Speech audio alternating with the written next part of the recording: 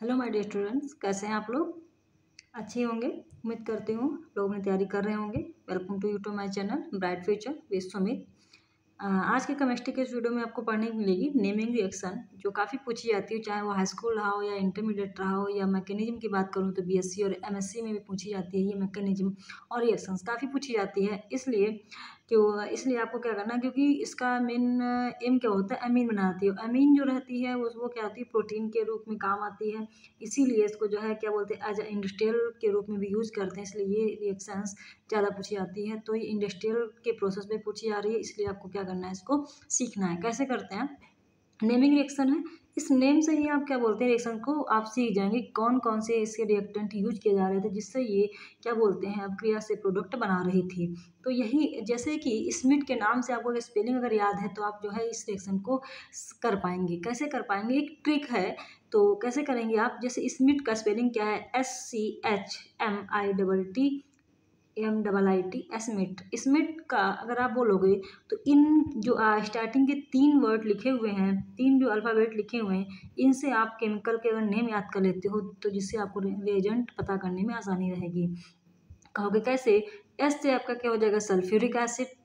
ठीक, एस से क्या हो जाएगा, सल्फ्यूरिक एसिड। और आपका सी से क्या हो जाएगा, कार्बोक्सिलिक एसिड। सी से क्या हो जाएगा, कार्बोक्सिलिक एसिड। क्योंकि एच से क्या हो जाएगा, हाइड्रोजोइक एसिड। ठीक है, इन तीनों अम्लों के साथ अगर क्रिया करा दी जाए तो आपको अमीन प्राप्त हो जाता है। तो अब यही क्रिया को हम जो देने वाले साइंटिस्ट थे उनका नाम क्या था, स्मिथ। बात समझ में आई। नाम से ही आप जो है बोलते हैं ना, क्वेश्चन में आंसर छिपा हुआ है, तो क्वेश्चन से आप आंसर याद कर सकते हैं। इस ट्रिकी मेथड से रटना आसान नहीं होता, और रटना भी केमिस्ट्री के या रसायन में जो है काफ़ी चीज़ें जो है क्या करते हैं, आपको दिक्कतें करती हैं। तो रटना तो बिल्कुल है ही नहीं।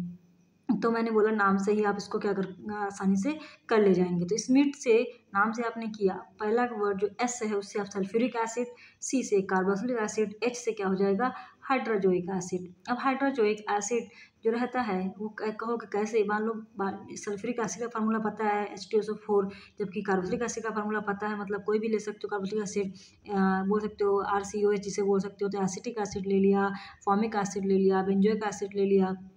फिर हाइड्रोजोइक फार्मूला अगर आपको नहीं आता है तो आप एजाइड अम्ल बोल देते हैं। तो आप इससे अगर नहीं याद कर पा रहे हो तो अमोनिया का तो फार्मूला सबको आता है, NH3। तो बस करना क्या, जस्ट उल्टा कर देना है। वहाँ पे NH3 बोल देते थे, यहाँ क्या बोल दो N3H, मतलब H वहाँ 3 लिए थे, यहाँ पे N3 ले लेंगे और 1 H ले लेंगे। बस इससे भी ज़्यादा ईजी क्या ट्रिक हो सकती है।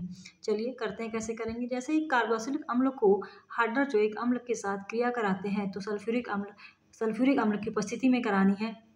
3 अम्ल इसमें लेने हैं, कार्बोक्सिलिक अम्ल लेना है और क्या लेना है आपको हाइड्रोजोइक। इन दोनों को क्रिया करानी है किसकी उपस्थिति में, सल्फ्यूरिक अम्ल की उपस्थिति में। मतलब CH जो है वो क्या है, कार्बोक्सिलिक एसिड और हाइड्रोजोइक, इन दोनों को रिएक्शन करा देनी है सल्फ्यूरिक अम्ल की उपस्थिति में। क्रिया कराएंगे तो हमें क्या प्राप्त होगा, अमीन प्राप्त होता है।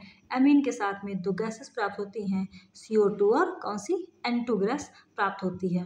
तो कैसे होती है, चलिए रिएक्शन करते हैं। अब आपने नाम तो सीख लिए कैसे करते हैं, तो अब कैसे जो है नाम आपने बोले कौन कौन से थे आपके, कार्बोक्सिलिक अम्ल।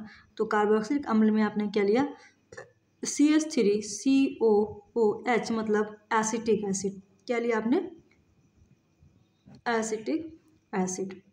ठीक है, एसिटिक एसिड को आपने किससे क्रिया कराई, हाइड्रोजोइक एसिड, मतलब अमोनिया के जस्ट उल्टा N3H। ये क्या है आपका, हाइड्रोजोइक एसिड है, हाइड्रोजोइक अम्ल।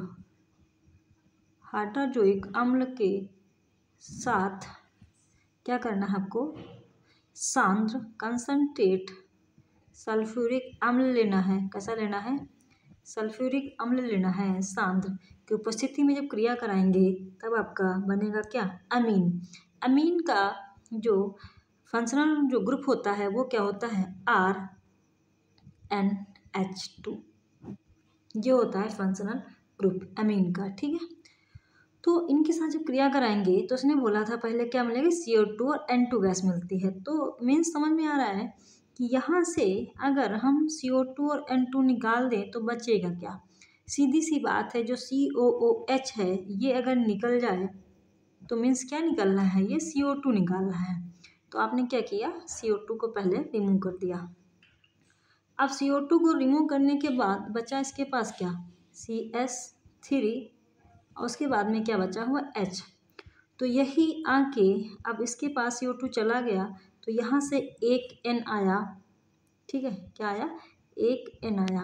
अब एक N आने के बाद नाइट्रोजन के पास लास्ट में जो रहता है इलेक्ट्रॉन कितना रहता है, 5 रहता है, और 2 इलेक्ट्रॉन को लेने रहते हैं, ठीक है।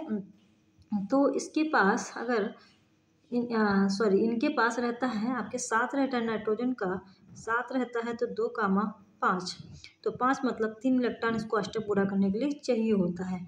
तो ये क्या करेगा, एक नाइट्रोजन आया तो इसके साथ एक हाइड्रोजन ये जुड़ा, एक हाइड्रोजन ये जुड़ा, मतलब मैंने फंक्शनल ग्रुप भी बताया RNH2, ठीक है। ये जुड़ने के बाद बचा कि एक ही N तो गया, कितने N बचे, 2 N बच गए, मीन्स क्या बन गया, N2 गैस प्राप्त हो गई।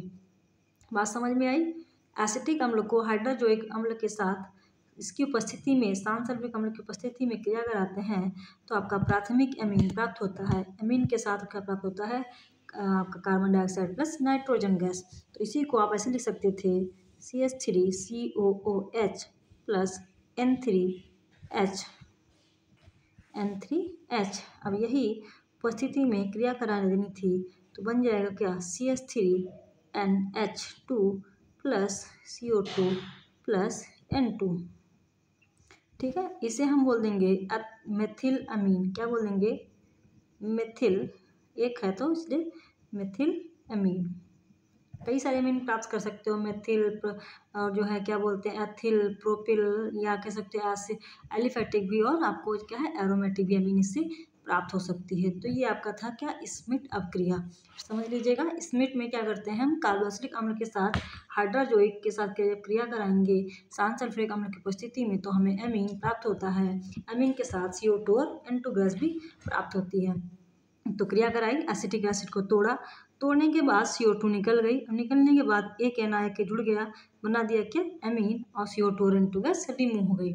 ये थी आपकी क्या, स्मिट अपक्रिया, ठीक है। ध्यान से समझिएगा, ये आपका 2022 के मॉडल पेपर में पूछा जाना है, इसलिए इसको जो है सॉल्व कराया जा रहा है। तो चीज़ों को समझिएगा, तब वहाँ लिखिएगा, नंबर जो है रिएक्शन से ही मिलते हैं, तो सारी चीज़ें वहाँ पे समझिएगा। जरूरी नहीं वहाँ पे स्मिट रिएक्शन में आपको बोल दिया गया, शायद हो सकता है ऑप्शन में आ जाए, तो वहाँ पे प्राइमरी की जगह आपको कोई और अमीन दे दें। इतना रखना, स्मिट से हमें अमीन प्राप्त होती है, और कौन कौन अम्ल रहते हैं ये याद रखना, बाकी ब्रेकडाउन से आप सारी रिएक्शन वहाँ पे कर लेंगे, ठीक है।